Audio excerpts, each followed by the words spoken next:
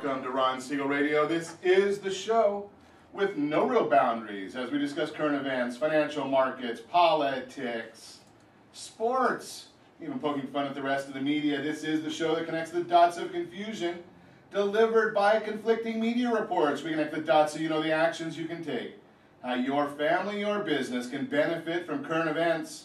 Most of all, thank you for joining me. Before we get into our intriguing content today, please join me in welcoming our featured guests. And all of them are repeat offenders, so we have some fun today. The beauty of having repeat offenders on the radio show is we never have a clue what we're talking, well, we know what we're talking about, we just don't know what we're going to talk about. Pretty interesting when you throw that little squirm in there, but Lisa Dunn is in the house. Casabella Realty, welcome. Good morning, Ron. How are you? Wonderful. Glad to have you with us. Eileen Oldroyd, Oldroyd Realty, welcome. That's it. Yo, yo. What do you know, Ron? Very little. And eventually Robert Mott will be checking in with us as well. So we've got a great lineup for you. And let me remind you, if you ever have any home or finance related questions, I am the consumer advocate looking out for you, and you can reach out to me directly. 800-306-1990, 800-306-1990, or RonSiegelRadio.com. Just remember, that's the number you call anytime for assistance. When you call that number, it comes directly to me first. There are no operators standing by. I am it. While I do have a great team when it comes to developing a financing plan or plan to save you money, I personally work with you. Even if you don't have any needs today, save this number in your phone for future reference, 800-306-1990, 800-306-1990. And yes, of course, we are celebrating today, and I looked up this morning, what is it that we should be celebrating today, other than the fact that I did get, well, maybe some people are not celebrating this, but I celebrate the fact I got up on the right side of the sidewalk, so that is a good part of the day. National Daniel Boone Day today. Now, here's this one. You'll only understand this one if you are extremely old like me. National VCR Day. National Running Day. Absolutely. So we're going to stick with, for me and for those who know me well, you will understand that I will stick with National Chocolate Ice Cream Day today. Yeah, having beaten anorexia, I will stick with the chocolate ice cream. Get a little chocolate ice cream later. You might want to wait until later in the day. Maybe Robert Mott will change my opinion. But we'll go with a little chocolate ice cream and a nice glass of red wine, maybe a little bit later. Well, it's almost 5 o'clock somewhere, so why should we wait? Robert will be checking in with us shortly, so we can chat about that one as well. I am looking at the markets today. Dow Jones Industrial Average up 15 points. We're looking at oil. Yeah, we had some oil. There's the news in oil once again. We'll see what's happening now. A lot of success from the president's trip into the Middle East, and now oil down $2 a barrel. And I wonder if it has anything to do with the folks in Qatar. I wonder what's going to happen there. That's going to be a big challenge going forward, to see if they're going to get on board with the rest of the world, or will they stay on their own. We'll find that out as the weeks and days go by. We are looking, though, $2.36.4 is the national average for a gallon of gasoline. That's according to AAA at about 3:41 a.m. Eastern Time. In Taxifornia, we are paying 3.078 for a gallon of gasoline, 3.078. Hey, at least we're #1 in the country. And we lead the country in that. Highest priced gasoline, even higher than the oil-producing state of Hawaii. So we are leading the country there. We can all celebrate the news on our level of success. Unbelievable. Moving forward, what else can we celebrate today? There's a lot of other successes that we see in the market. I saw quite a few of them this morning. It was pretty interesting. Now, you know, in the first segment, I never ask our guests to speak, and I won't do it today either. But there is some notification, or there is some interesting information here. We might have to, at some point in time, we might get Green Eileen to chip in on this one. The latest from President Trump. Here is the idea that putting solar panels on the wall. talking about the idea that maybe we'll pay for the wall on our southern border by putting up solar panels. Now, I have no clue anything when it comes to construction. I don't know how to use a screwdriver. I don't even know which end of a screwdriver to use. But I think I've heard somewhere in the past that the solar panels need to be southern facing. Now, it probably depends how close you are to the equator about that, but wouldn't that mean that the panels are on the wrong side of the wall? Just curious, I have no idea. I'm just one of those that are throwing out ideas there. Looking at the further items in the news, I saw this one. This one was pretty interesting to me because we do look a lot at our snowflakes and the way our college system is. Now, I have a big issue in many instances with the way our college system is nowadays. But look at this one. A young lady gets into her dream school, Emerson College. And after she's chastised because she supports the President of the United States, decides maybe she better leave the school from the bullying that's going on campus. Now, I know there's a lot of snowflakes out there. They haven't been able to figure out that they lost the election yet. They will eventually figure that out. But, you know, to bully a kid in college, is there any excuse for that kind of stuff? I kind of question that myself. But I guess there are some people that feel that anything you do is acceptable nowadays. That's just the way it goes. Speaking of acceptable, I love this story. This has got to be one of the great stories of the day. Black Lives Matter calling for an NFL boycott because Colin Kaepernick hasn't got a job yet. Really? Now, the article is hysterical, I guess in more ways than one. Of course, anything to do with Black Lives Matter generally is a bit on the hysterical side. Maybe not from the funny part of hysterical, but other definitions of hysterical. But Kaepernick, talk about an idiot. Now, I don't know too many people that are making $10 million a year. And to say I quit because I feel that I could do better. Pretty big set of ego to say that you're going to quit a job where you make $10 million a year after having, number one, he couldn't even make the starting team during the season. And then he's saying, well, and we know we've got a issue where probably half the country thinks he's a jerk. Now, I don't know if it's the half that has the season tickets or not, half that is the consumers of football or not, but half the country thinks the guy's a jerk. Yet he's still going to go out there and quit his day job because he's only making $10 million a year and thinks he's entitled to more. I need to get some music here for snowflakes, but how do you get a snowflake music? But that's probably Kaepernick. Unbelievable. Speaking of snowflakes, I think they're going to be leaving Alabama and moving to California very soon. Alabama decided they're going to go back to some things. Actually, it was instituted by President Clinton. But, you know, under the Obama years, we didn't like these type of ideas. The idea of having to work, wow, that's something, yeah, I wouldn't want somebody to have to work. 13 counties in Alabama have showed an 85% decrease in food stamps after work requirements were reinstated. Does that surprise anybody?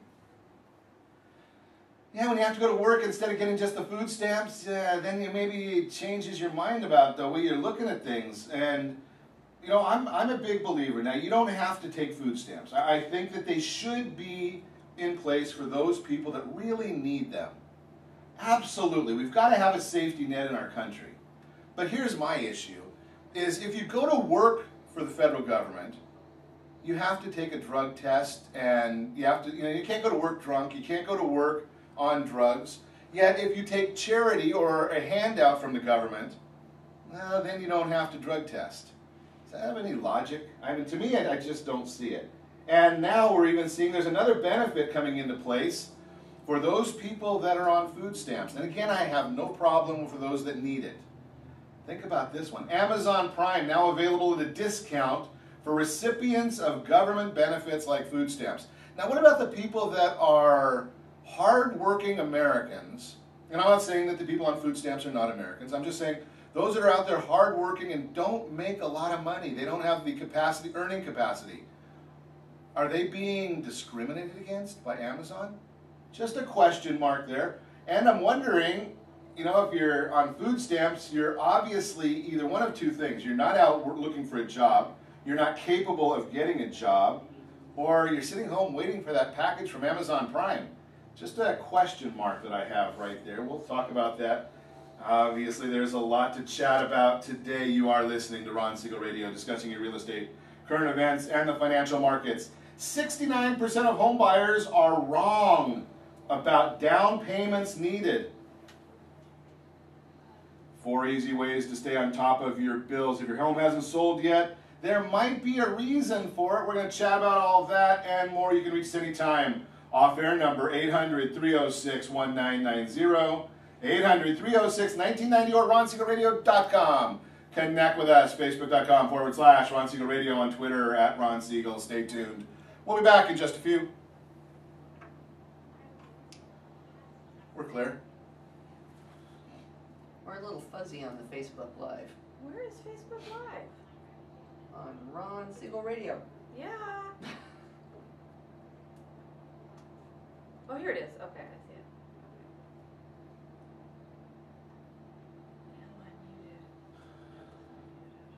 Okay.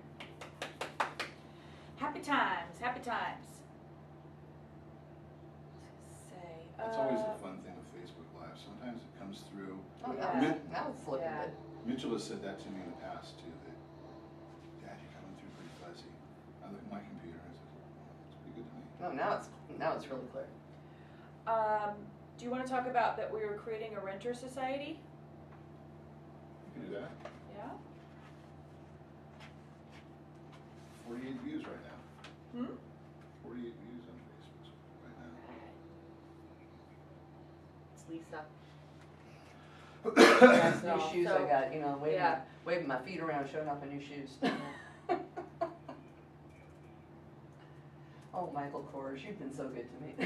You have. It is the shoes. It is That's between why Cal- you wanted to sit in that seat. Between, I didn't even realize that this showed up.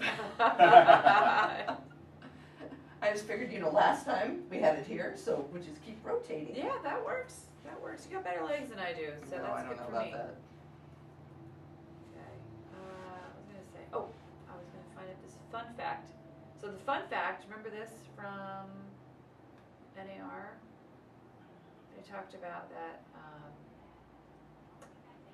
The average homeowner in the United States contributes $855 to the federal tax income. California contributes about $2,500. Crazy.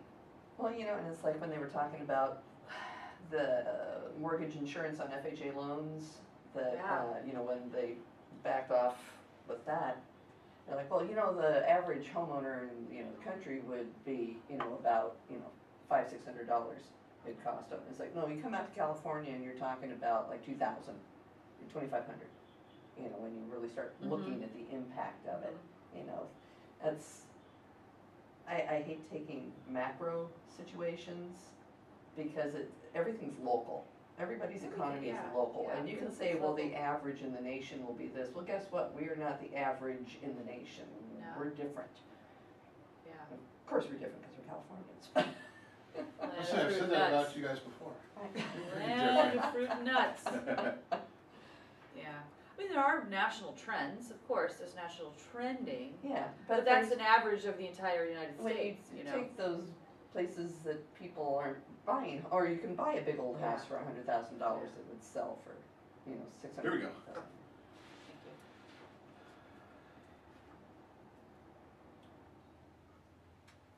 you. Welcome back to Ron Siegel Radio. Within every market there are solutions as well as tremendous opportunities. You just need some trusted guidance. That's my message, and as your consumer advocate, I will be speaking about it every day on Ron Siegel Radio, anytime at 800-306-1990, 800-306-1990. Your Credit Matters segment today being brought to you by AskAboutReverseMortgages.com. Are you 62 years of age or older, have some equity in your property, want to manage your taxes, manage your Social Security income, and decide whether or not you want to make a mortgage payment. All those are options on the reverse mortgage. Get your information from the people that know about it. Easy ways to stay on top of your bills. Number one, keep them in one place. It's probably a lot easier to find them in your house or wherever you're living if they're all in one spot. Set reminders. You probably have 6 zillion calendars with reminders on it nowadays. So set a reminder so you know to pay the bills if you're paying them bi-weekly, bi-monthly. Set up automated payments. I've talked about this one in the past. Very, very simple with every one of your credit cards. Go in right now. Well, not while you're listening to me, not while you're driving. After the broadcast today, because we got some great information for you. Set up an automated payment. So for every one of your credit cards that you have, set up a minimum payment to be sent in just before the payment due date. Remember, I want you to make the mass amount of your payment right before the statement closing date. So you're making 2 payments a month, but that'll get you your best credit scores if you do as I just suggested. And adjust the due dates. Most bills have an opportunity where you can adjust the due dates, so maybe it fits with when you get paid. Just a couple thoughts for you there. That is the Your Credit Matters segment, again, brought to you by AskAboutReverseMortgages.com.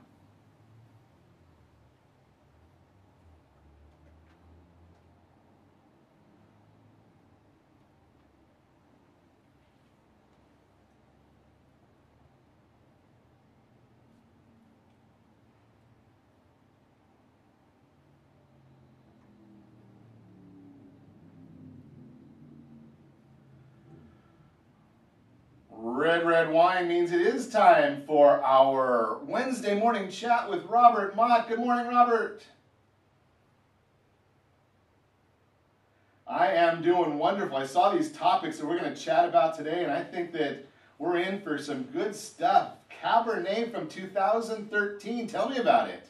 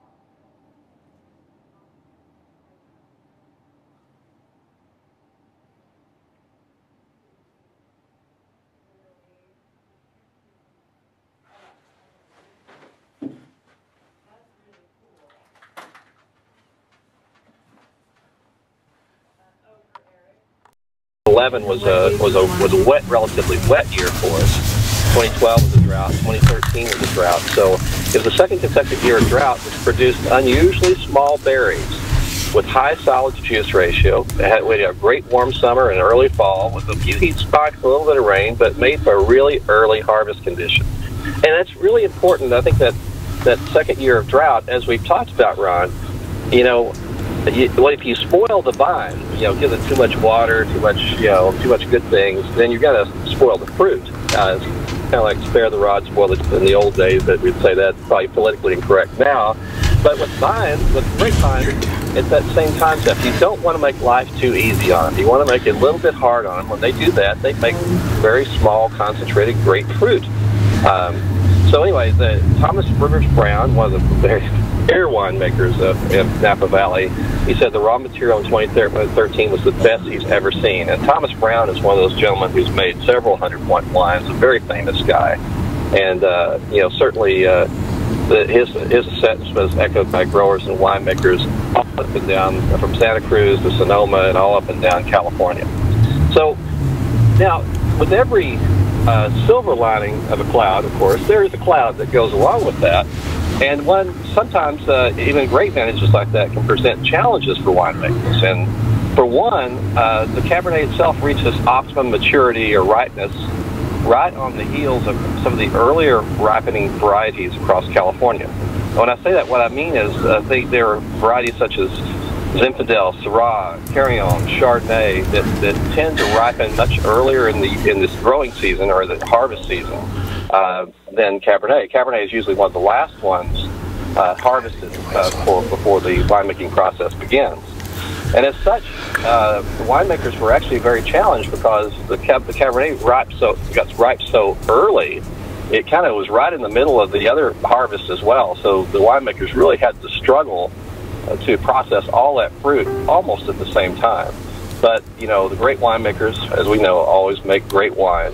And even in 2013, even some of the ones that we may not classify as great winemakers, maybe merely good winemakers, make great wine as well. So I would encourage everyone who loves Cabernet Sauvignon, and I know, Ron, you're one of my friends in that category, that I encourage you to go out, grab a bottle or two of that, and find some good choices there and enjoy.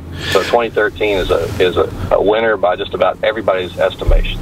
So let me ask you this question, Robert, because I'm wondering here, being that 2013 was obviously a great year.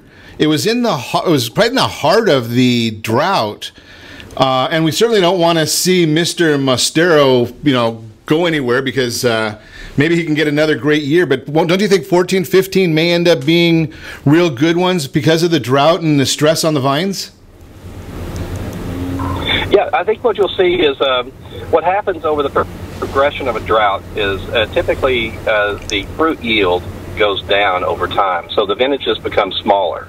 And so I think what you'll end up seeing is 2014 is going to be a little bit smaller than 2013, and 2015, of course, will be a little bit smaller than 14 as well. Generally speaking, I don't remember the date on that exactly. I know there were some other things that went on during the year in 2014. In particular, there were some.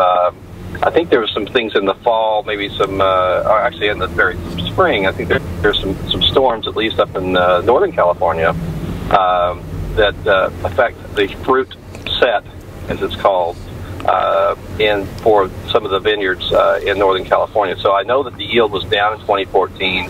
I think quality is still pretty high, but you may see a few fewer bottles of wine coming out of the 14 and 15 vintages. So I think that's generally what you see as droughts progressed. Interesting. I think one of those years also is when we had the earthquakes and the fires up there, didn't we? Yeah.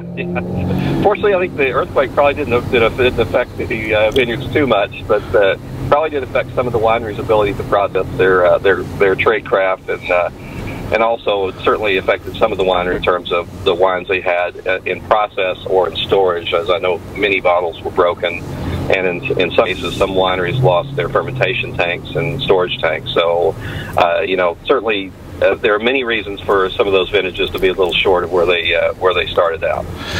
Okay, so now it's we have to get into something really, really serious here, Robert, because on Wine Wednesday, frequently we end up, in fact, in my neighborhood, we go out on the driveways and celebrate Wine Wednesday every Wednesday. Sometimes we even celebrate Wine Wednesday on Thursday. It might carry over. So there's trivia time. So give me some fun facts that we can use for Wine Wednesday this week. Yeah, so this is there's a number of these things, and these are things that all of us wine geeks would like to have at the tip of our tongue all the time, but sometimes we need a little help to remember them. But certainly good ways to impress if you're a self-proclaimed wine geek, a good way to impress some of your friends with some of the trivia that you may be able to retain in your noggin. At last count, there were 1,368, that's 1368, confirmed wine grape varieties in the world. So that's quite a few, obviously. There's more than the 5 Bordeaux varietals that we currently count. So 1,368 confirmed wine grape varieties in the world. In 2010, the world produced enough wine for everyone to have 5 bottles. Now, I think I had one or two more than my allocation. Me too. In 2010, but yeah, I think we both have. But there was enough wine produced for everyone to have 5 bottles in the world. I was looking for another sentence after that one, Robert. Okay. I thought that might have been like per month or per week or something like that. I would thought that it might be a little bit more there. Well, and unfortunately, it's not. I think it's for the entire year. So it's a lot of, as we know, there are a lot of people that don't indulge in wine or don't enjoy wine perhaps as much as we do. I don't know any. Or maybe it's that they don't like me. As the saying goes, that's more for us. Exactly. So the average bottle of wine contains 520 grapes. It really varies from 300 to 900, but 520 is generally accepted to be the number of wine grapes in a bottle. There are 5.5 bunches, 5.5 bunches of grapes that go into a bottle of wine. There are 5 bottles of wine, and there are 5 typical standard bottles in a gallon of wine, 750 milliliter bottles. There are 5 of them in a gallon. In the U.S., you can legally produce 200 gallons of wine for your personal use. That's more like it. There are 200. Yeah. There are 295 bottles in a standard wine barrel. That's always an interesting little bit of math to do in your head. Is when a winery says, "Oh well, we made 200 cases of this wine." You can quickly do the math at 295, or you round it to 300, just to for your own choice, just to make sure you do the math. But 295 bottles in a standard wine barrel, you can figure out how many barrels of wine that particular wine they made when they have a very small production. We talk about vineyards and their yields. We talk about how many tons per acre that a vineyard produces. There are about 600 bottles made with a ton of grapes. Again, 600 bottles made with 1 ton of grapes. An acre of vineyard can make anywhere from 600 to 3,600 bottles of wine. So you can do the math there. That's 1 to 6 tons basically of yield per acre is generally what you see in wine producing vineyards. So that's 600 to 3,600 bottles of wine per acre. Now, when we talk about finance, we're not talking about home finance, but we talk about maybe buying an acre of vineyard land in Napa Valley that goes for $750,000 to $1 million. You can start to do the math and figure out what your ROI would be on that if you just went out and did that. I don't think either one of us are going to live long enough to buy an acre of vineyard land and make it pay off in terms of ROI, Ron. Absolutely. That's the old story about being in the wine business. You can make a small fortune in the wine business as long as you start with a large fortune. Great information from Robert Mott. As always, you're listening to Ron Siegel Radio, discussing your real estate, current events, and the financial markets. When we come back, we got a lot to chat about real estate. 69% of buyers are wrong about down payments. If your home hasn't sold yet, why not? We'll talk about that as well. You can reach us anytime. Off-air number 800-306-1990. 800-306-1990 or RonSiegelRadio.com. Connect with us, Facebook.com/Ron Siegel Radio, and on Twitter at Ron Siegel. Stay tuned. We'll be back in just a few.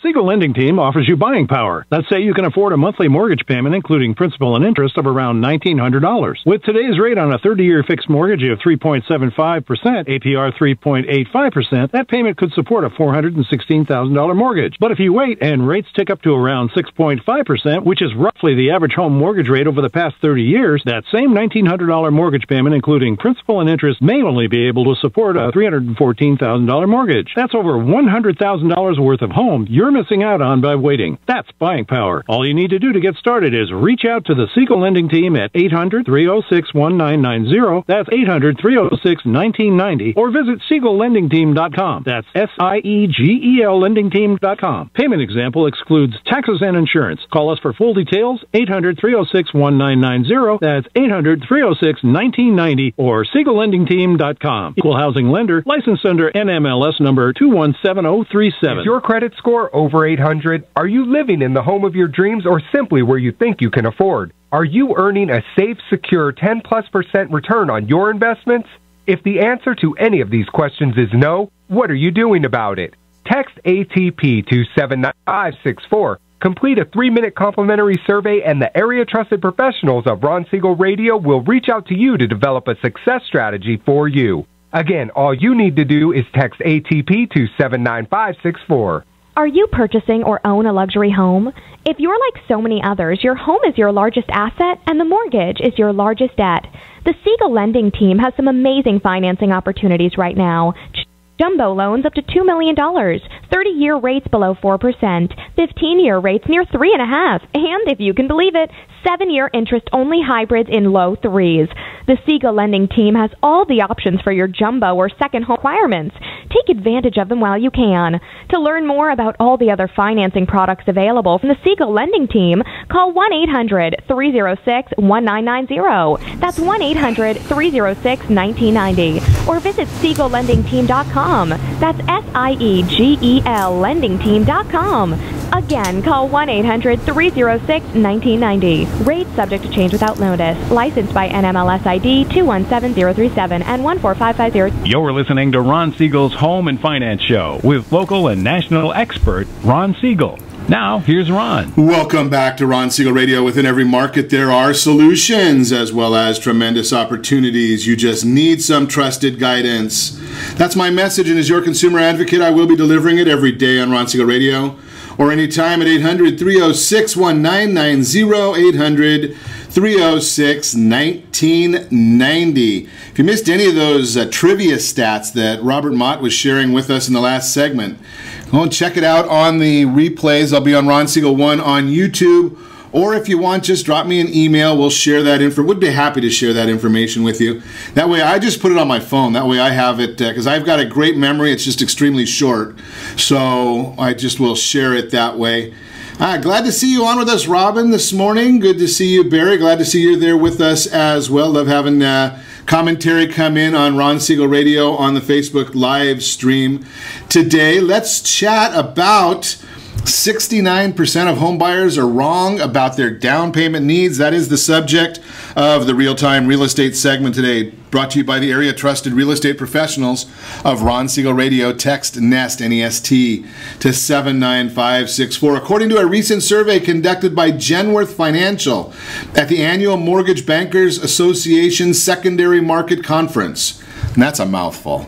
Wouldn't want to see that on somebody's name tag. Boy, they'd have to be walking around with an A-frame on them. 69% of mortgage professionals say that first-time buyers still believe 20% down payment is necessary in today's market. Can you believe that? You know better than that. Absolutely. Nearly 40% of mortgage industry professionals surveyed believe that a lack of knowledge about the home buying process is keeping potential buyers on the sidelines.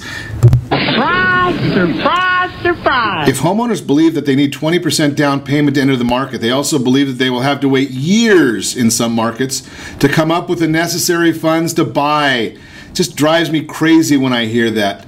Mortgage professional survey said first-time home buyers still mistakenly believe 28% of the time that they need 20% down payment. 41% it would be difficult to get a house with less than 20% down payment.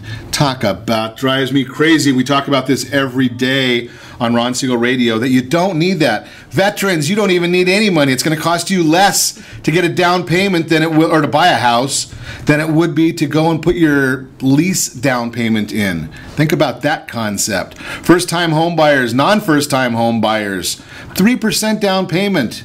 There's down payment assistance. Sometimes you can buy a house. Think about that. Even non-vets. There are some programs that you can get into a new house with less money than you can get a new MacBook Pro. Think about that concept. That is the Real-Time Real Estate segment, again, brought to you by the area trusted real estate professionals of Ron Siegel Radio. So we're going to have it's all real estate talk now. We've got brought in-house. I don't know how we got a lasso, because it's sometimes pretty difficult to get a hold or find out where in the world the Lisa and Eileen Roadshow is. But I'm glad to see the two of you back in Southern California. Yes. Good to be here. I know, we've been traveling a lot lately. We have been traveling a lot lately, haven't we? We follow you two on Facebook, and I don't even know if there is a hashtag, Lisa and Eileen. There is. Is there? Yeah. Okay. Instagram and Facebook. Okay, yeah. So I see that Washington, D.C., I see Sacramento. It's all over. There might even be some airports and layovers in between. We try to avoid those. You don't travel with Eileen unless you like delays, little airport hotels. So, this last trip to Washington, D.C., I went on one airline, she went on another, and life was wonderful. Yeah. Well, apparently neither one of you flew on United Airlines because you're both still working. That's true. Yeah. And there's no bruises on our ankles either. Well, the bruises end up coming with a big payoff. So just a thought From right now there. on, if they want the $500 voucher to stay off, I think I might take it. Yeah, they offered 300 and that wasn't enough for me. It wasn't enough for you. So give me a little clue. What's going on in the real estate world from all these different trips you two are on? I see that affordable housing? Well, that's been a big topic lately because it's a problem statewide, nationwide. Yeah, but we need to stop calling it affordable housing. It's housing for all. It's housing for housing, everybody. period. Yeah, exactly. It doesn't matter what income bracket you're in. We don't have enough housing in California. We just don't. Sounds like that's the problem in looking at some of the stats that I get from my friend Steve Harney. Right, it looks like there's a lot of problems all over the country. There's just not enough houses for the demand.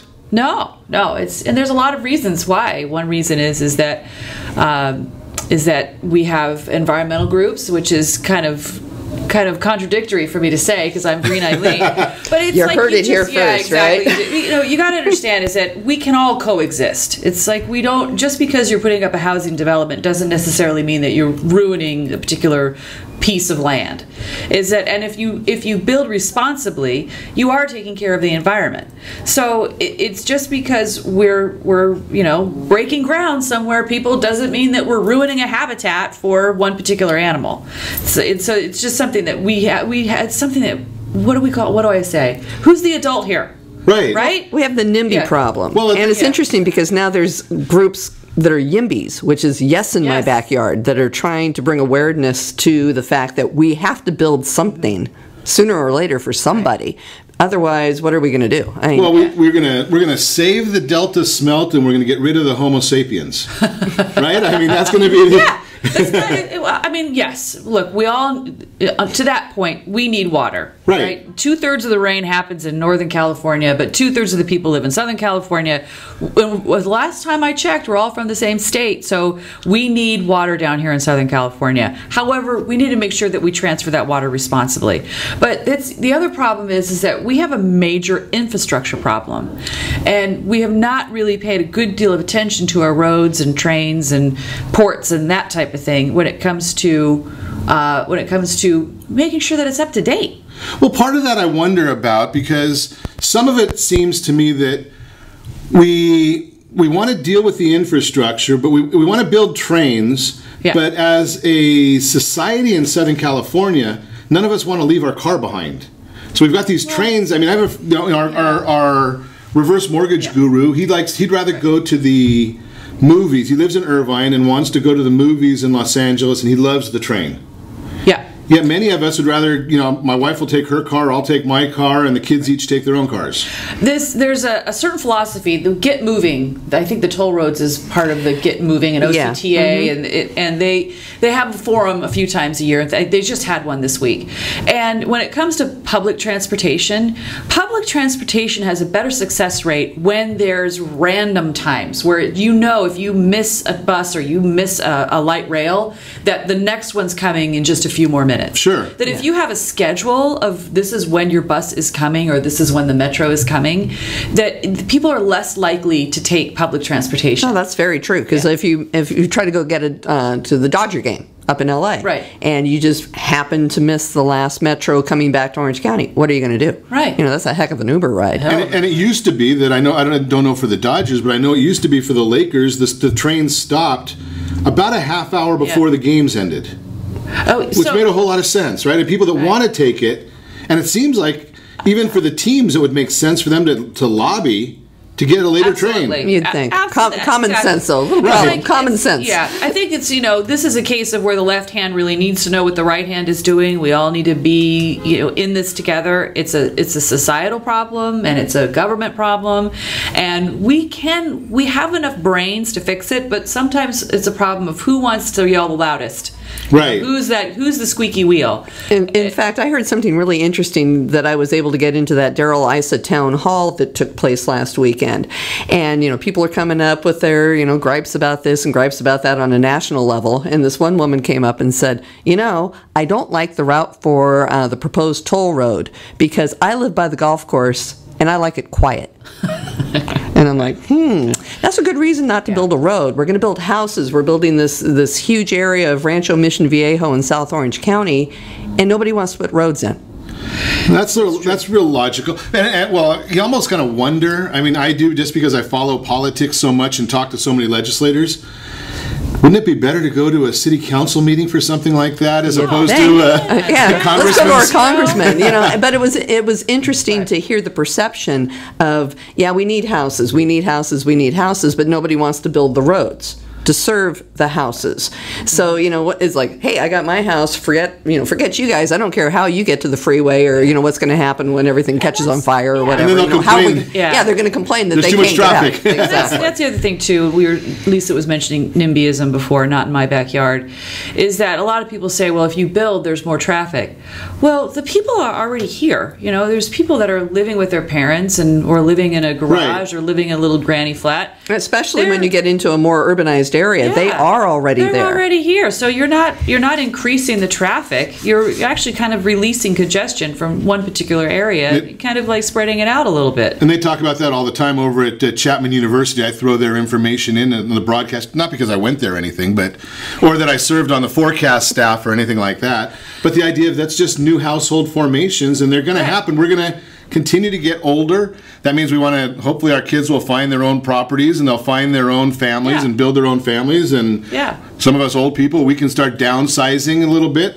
We're going to talk more about this with Lisa and Eileen. You're listening to Ron Siegel Radio, discussing your real estate, current events, and the financial markets. When we come back, we'll throw away those sponsors, and we're just going to talk to the ladies here today. Remember, you can reach us anytime. Off-air number 800-306-1990, 800-306-1990, or RonSiegelRadio.com. Connect with us. Facebook.com/Ron Siegel Radio, on Twitter @Ron Siegel.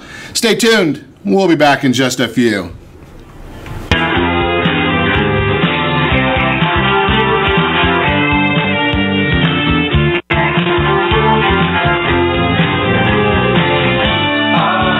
Are you living in the home of your dreams or simply where you think you can afford? Are you earning a safe, secure 10+% return on your investments? Is your credit score over 800? If the answer to any of these questions is no, what are you doing about it? Text ATP to 79564. Complete a 3-minute complimentary survey, and the area trusted professionals of Ron Siegel Radio will reach out to you to develop a success strategy for you. Again, all you need to do is text ATP to 79564. Isn't it time you found out the truth about FHA-insured home equity conversion? No, it's not your grandfather's reverse mortgage. This just may be the finest financial planning strategy available for all homeowners of retirement age. Helping protect what you've earned is the job of your board of directors with continued education. Major research has shown that using a HECM will significantly enhance the success rate of a retiree's portfolio and legacy. Please allow us to educate. For your complimentary consultation, call Jay Kaplan at 949-300-3855. That's 949-300-3855. Are you currently renting a home? Do you like paying someone else's mortgage payment? Why not explore the options to purchase your own home? Can you imagine a 30-year fixed-rate loan below 4.25% APR? This means with $10,500, you can purchase a $295,000 home and have a principal and interest payment of about $1,400 per month. What are you paying in rent? Does your family deserve the opportunity to take advantage of the current market?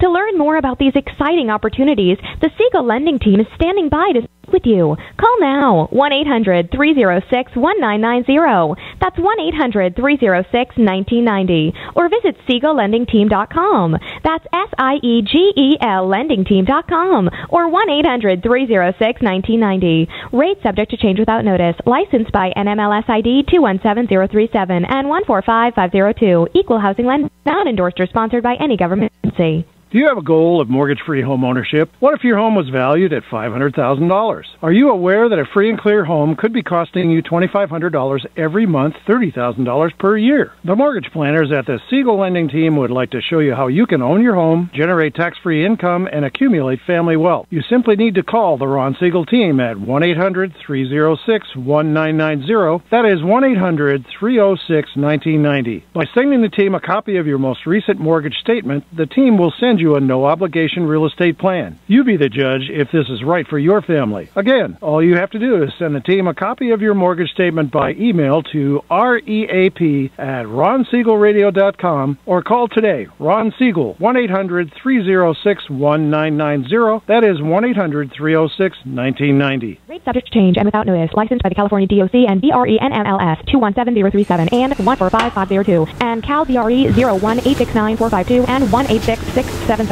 You're listening to Ron Siegel's Home and Finance Show with local and national expert Ron Siegel. Now, here's Ron. Welcome back to Ron Siegel Radio. Within every market, there are solutions as well as tremendous opportunities. You just need some trusted guidance. That's my message, and as your consumer advocate, I will be delivering it every day on Ron Siegel Radio or anytime at 800-306-1990, 800-306-1990. The Word on Wealth segment today being brought to you by Gold Star Mortgage. When you're ready for that next mortgage, any mortgage, FHA, USDA, VA, asset depletion, hypothecation, any of them, Gold Star has the programs, the products, the prices for you. And if you tell them you heard it on Ron Siegel Radio, hey, call in and tell them that Ron said they're going to waive all of your lender fees. Just to throw a little fun at them, and I just like throwing that out there when they're not listening. See if they are listening. Actually, my phone will probably start ringing in a minute here. That is the fun of it, and then they're going to even like it more, because I was going to talk about the reason your home hasn't sold yet, but I'm not going to talk about that because we can just chat more with Lisa and Eileen, because we've had some good conversation. Even though you've been listening to the last break, we were still chatting in here. There's some good stuff on those conversations that we don't share. So, talk to me. I saw in our notes here we had something about a renters society. What's that all about? Yeah, the Renter Society. So we last time I like the wine society. I do. But we kind of like the vodka society, but that didn't happen today. Yeah, exactly. Later on. Later on. So the last time our renting stats were increasing, so more people finding it easier and for whatever reason less affordable, more affordable to rent. And we haven't had these many renters since before World War II. So after World War II is when we started the American Dream. Why is that? I think it was just because everyone needed jobs when we came back, and so it was like, let's do construction. That's my take on it for the 30-second question. But I've heard from different sources, though, that we're looking at maxing out at the rental amount, and that the multifamily stats are starting to show that it's decreasing, not increasing. So we may be maxing out on that rental market at this point in time. And like we were discussing off air, everybody's trying to cater to the the millennials, and thinking that all the millennials want the urban living, which actually I kind of think is cool. I'm not a millennial, and I think it'd be cool. But once they start getting married and having babies, they just want what everybody else wants when they get married and have babies. They want a yard, they want a house, they want to have a dog, they want to be able to go out and do that. So it's going to be interesting to see where we shift in regard to housing. We've got tons of these apartments that are being built. What's going to happen when these people have their jobs and they're stable and they're ready to buy that house and have those babies and their dogs? Well, you've got to give me two new pieces of information there that I can throw shameless plugs. And again, Chapman University, their economic forecast update, Wednesday, June 21st, 2 p.m. at the Musco Center for the Arts. So if you want some first-hand information, Chapman's usually very, very good with their forecasts. They don't do so well when they're talking about their athletic teams and things like that. Just a plug in there at Dr. Doty, but their forecast is extremely accurate. So if you want some good information there, check that out. And if you're one of the young people, go on the Facebook page. I'll put up a link right now to our new e-guide. We just came out with this things that the millennials are looking for. So I'll share that information. About a 25-page book about millennials and buying houses. So we'll put that on there as well. But I digress. Well, you know, I'm looking at stats here from CAR, California Association of Realtors, and in 2012, if you wanted to buy a home, your monthly income in San Francisco, was about $2,200 a month. So you could be able to afford a home. But 5 years later, now it's up to $4,000. And this is what we started talking about, is that we don't have enough housing for all, and so there's a demand. So that, you know, economics 101, supply and demand. So sure. You know, the demand goes up, the price goes up, and that's another reason why renting is so popular. Is because how stress-free is it to rent a home versus buy a home? Well, especially, I mean, it's kind of interesting that you're using a stat from, and that came from NAR? CAR. California Association. Yeah, CAR. Which, that one there's an interesting that they're using that stat just because they have rent control up in San Francisco also. Oh my gosh. So that's going to kind of skew some of the numbers because those that are under rent control stay low, and the others might be artificially high to make up for it. But rent control, I know there's a lot of advocates out there for it, but let's be real. Rent control, if you have somebody that's in a rent control building, they're going to stay there forever. Sure. You're not creating more housing by having rent control, and you're not making it more affordable. If anything, you're making it worse. Yeah, you're making Everybody's it worse. just sitting. Right. Seriously, it's like we really need to retrain the brain, people, on rent control. It is not a good thing. It is a bad thing. Well, if you want to prove your point, I was chatting with a lady. She's 78 years old, owns a duplex in San Francisco. And one of the units is, I think, a 1,500 square foot unit, and she's capped out at $2,000 a month. Is all she can rent it out. So she's basically got to sell the property because she can't afford even to keep up with the upkeep of the property based on what her rental receipts are. And Lisa, wasn't there a law that was on the books about if you are a landlord, if you have a tenant building, that if you are going to sell it, you have to guarantee rent for a year? I think they were trying that. There was a lot of goofy stuff that was going on when we were in Sacramento, and we don't want to go too far on that because this is a family program. No, Ron. I'm talking about proposed legislation, not what we do after hours. Exactly. So, is there anything new and exciting that came out of the two visits that you ladies took, or trips? I thought you were saying something about pace. Yeah, pace. Pace. Okay, so, you know, once again, Green Eileen and PACE, property assessed clean energy liens/loans. What exactly are they? I think the intent was a good intent. I think it was money specifically applied for energy efficient or water conservation improvements to a home.